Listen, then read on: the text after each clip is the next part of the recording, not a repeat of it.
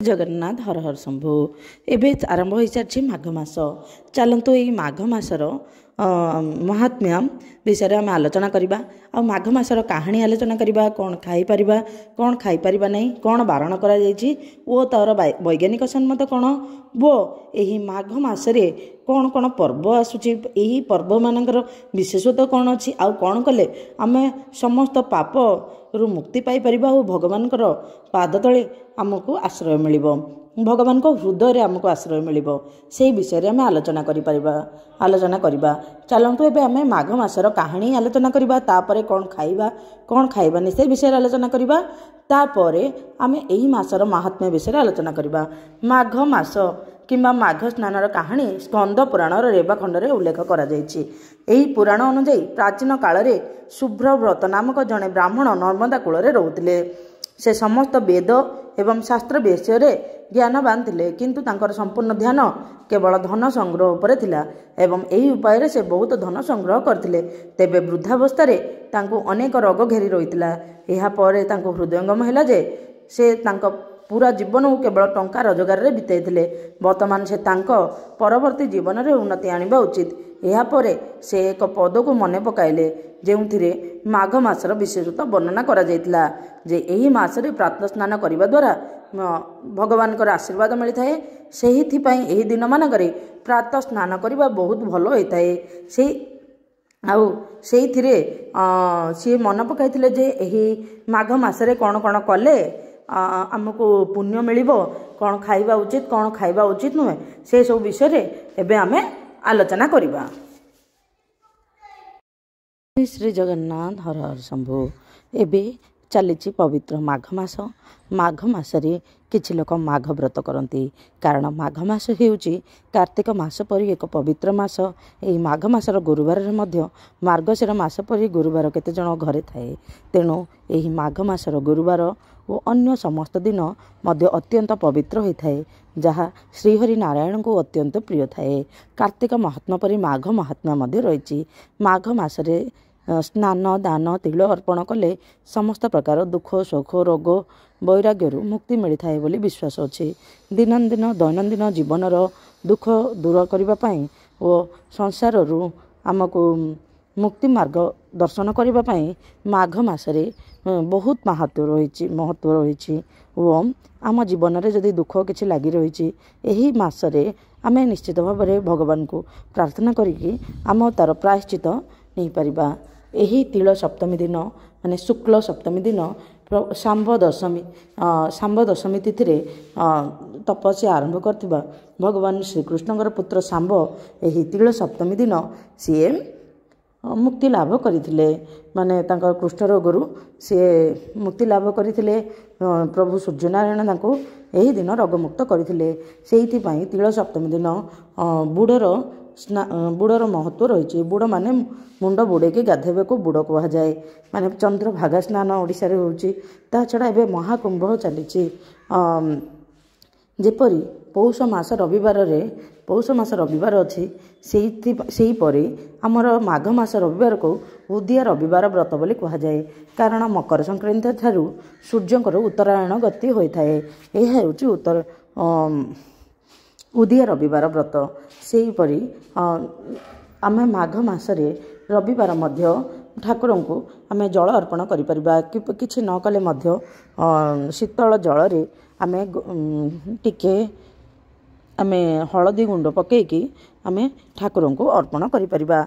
चलतु यही माघ मासरे किपरि स्नान दान कले आमको पुण्य मिलिबो से विषय आमे आलोचना करिबा। किंतु ताहा पूर्वरु आमे एही मासरे कोई जिनिस खाइबा कथा नुह से विषय आलोचना करिबा और तार वैज्ञानिक सम्मति मध्य जानिबा। माघ मासरे कौन मना? माघ मासरे बरकोली मना थाए, मूला मना थाए और लाउ मना थाए। माघ मासरे लाउ मूला और बरकोली खाइबा मना।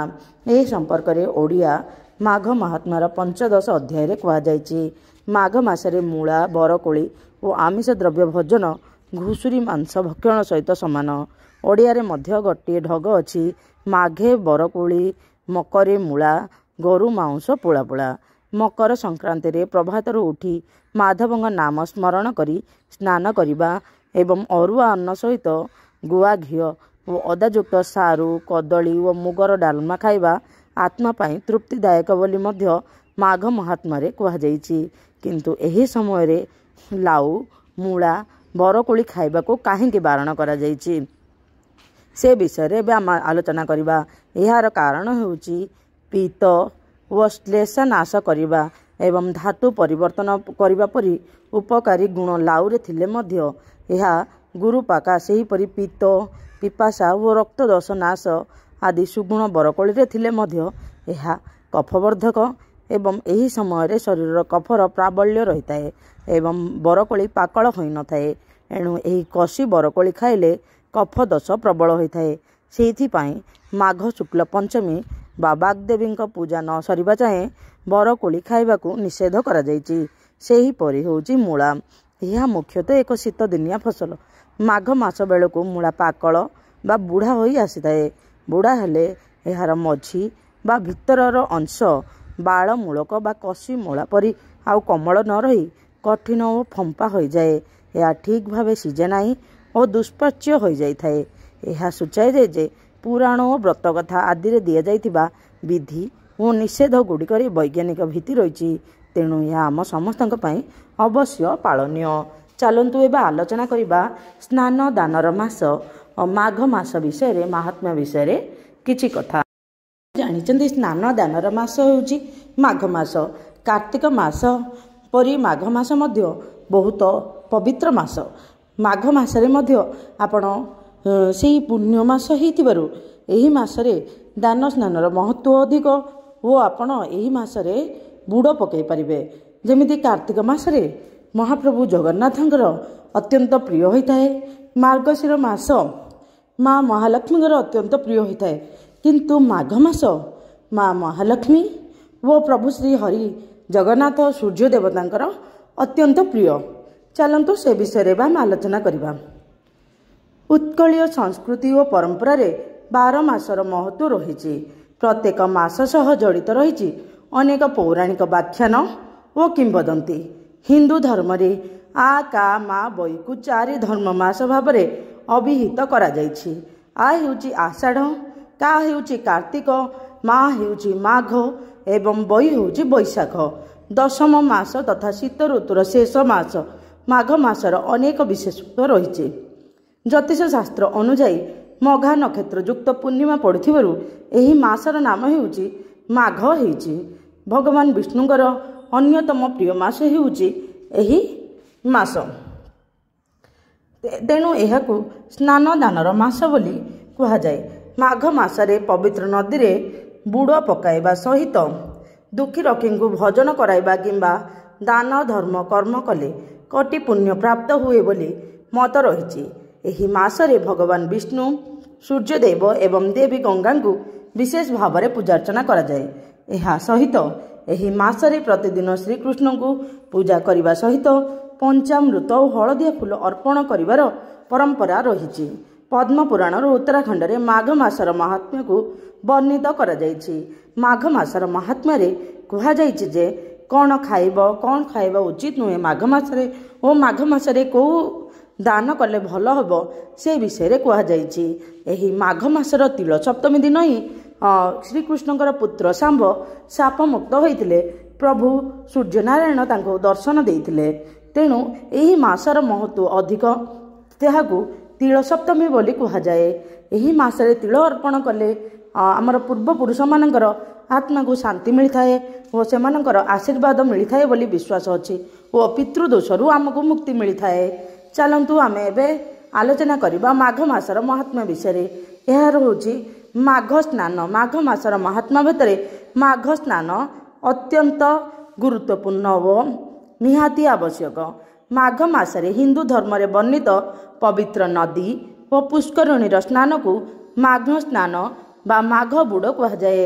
ମୁଣ୍ଡ ବୁଡ଼େଇକି ଗାଧୋଇବାକୁ ବୁଡ଼ ବୋଲି କୁହାଯାଏ। ଆମ ଓଡ଼ିଶାରେ ଚନ୍ଦ୍ରଭାଗା ନଦୀ ମୁହାଣରେ ବୁଡ଼ ପକାଯାଏ। ଆଉ ଏହି ମାସରେ ସ୍ୱୟଂ ଭଗବାନ ବିଷ୍ଣୁ ଗଙ୍ଗା ଜଳରେ ବାସ କରୁଥିବାରୁ ଗଙ୍ଗା ଜଳରେ ସ୍ନାନ ଅଥବା କେବଳ ଗଙ୍ଗା ଜଳ ସ୍ପର୍ଶ ମାତ୍ରେ ସମସ୍ତ ପାପ ଖଣ୍ଡନ एवं स्वर्गलोक प्राप्ति हुए बोली विश्वास अछि। एहा सहित एही मासरे प्रत्येक मनुष्य गोटे थर पवित्र नदी रे स्नान करने उचित बोली पुराण रे उल्लेख रही।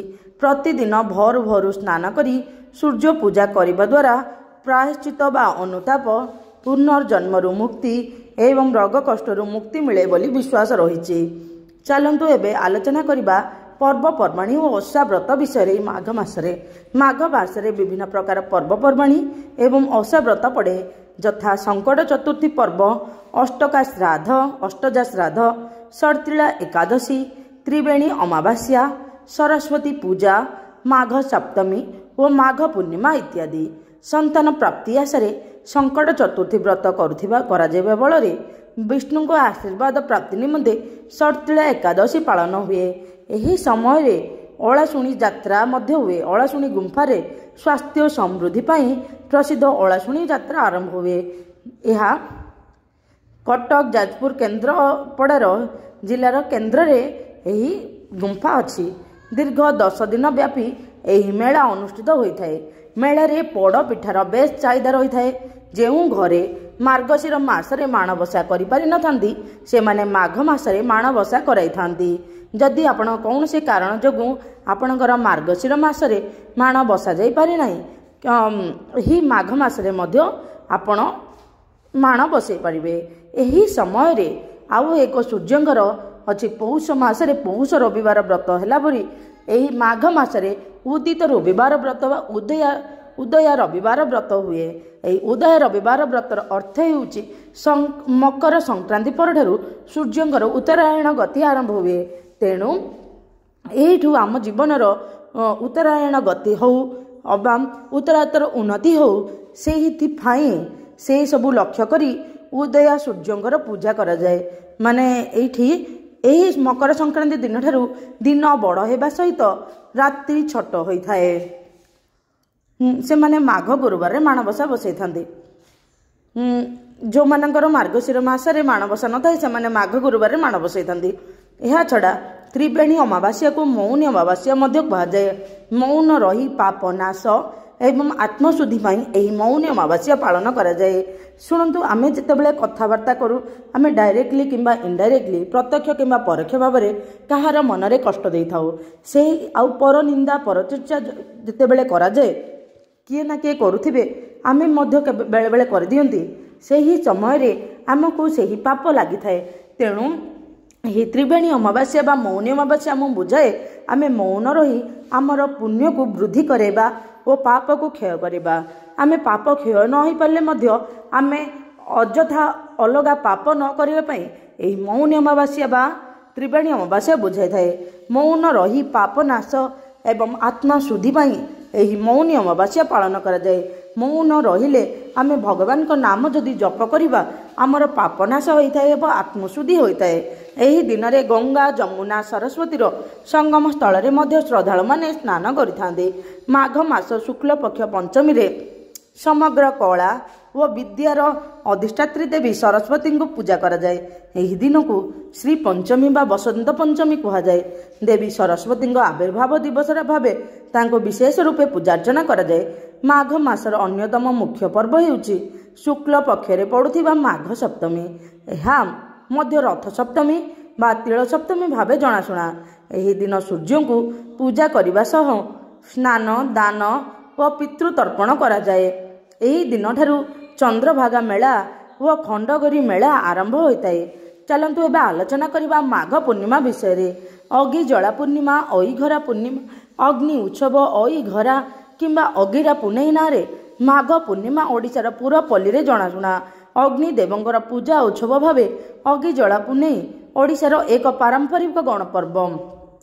यही दिन गाँ मुंडरे बाउंश अगी स्थापन करा जाई नड़ा कुटारे अग्नि देव को स्थापन करा जाए। एहा परे नानादी भोग को अग्नि रे समर्पण करा जाए। एही सह सेही अग्नि रे आलू बायगण आदि फल पड़ी थांती। विश्वास रही एही पड़ा फल को खाइले चर्म रोग हुए नाही एवं अग्नि निया जो दिग उढ़ी थाए सेही दिगरे भल फसल उत्पादन हुए थाए। माघ मास पूर्णिमा तिथि रे श्रीमंदिर रे महाप्रभुंग गज उदाहरण बेश अनुष्ठित होता है। भगवान विष्णु ତାଙ୍କର ସୁଦର୍ଶନ ଚକ୍ର ପଠାଇ କୁମ୍ଭୀର ମୁହଁରୁ ଏକ ଅସହାୟ ଗଜେନ୍ଦ୍ର ନାମକ ଏକ ହସ୍ତୀକୁ ଉଦ୍ଧାର କରିଥିଲେ। ସେହି ଉଦ୍ଦେଶ୍ୟରେ ଶ୍ରୀଜୀଉମାନଙ୍କର ଗଜ ଉଦ୍ଧାରଣ ବେଶ କରାଯାଇଥାଏ। ଏହା ସହ ଏହି ଦିନ ପୁଣ୍ୟ ତୀର୍ଥମାନଙ୍କରେ ଶ୍ରଦ୍ଧାଳୁମାନଙ୍କର ଜନସମାଗମ ହୁଏ।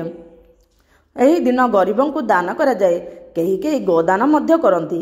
ପୌରାଣିକ ମତ ଅନୁଯାୟୀ ଏହି ଦିନ ଦେବତାମାନେ ବେଶ ବଦଳାଇ ଗଙ୍ଗା ସ୍ନାନ କରିବାକୁ ପ୍ରୟାଗ ଆସିଥାନ୍ତି ବୋଲି ବିଶ୍ୱାସ ଅଛି।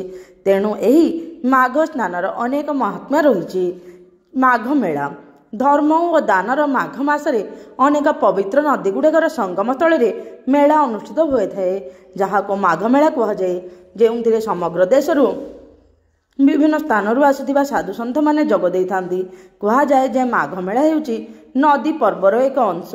ଆମ ଭାରତରେ ନଦୀକୁ ତୀର୍ଥସ୍ଥଳୀ ବୋଲି ମଧ୍ୟ ବିବେଚନା କରାଯାଏ।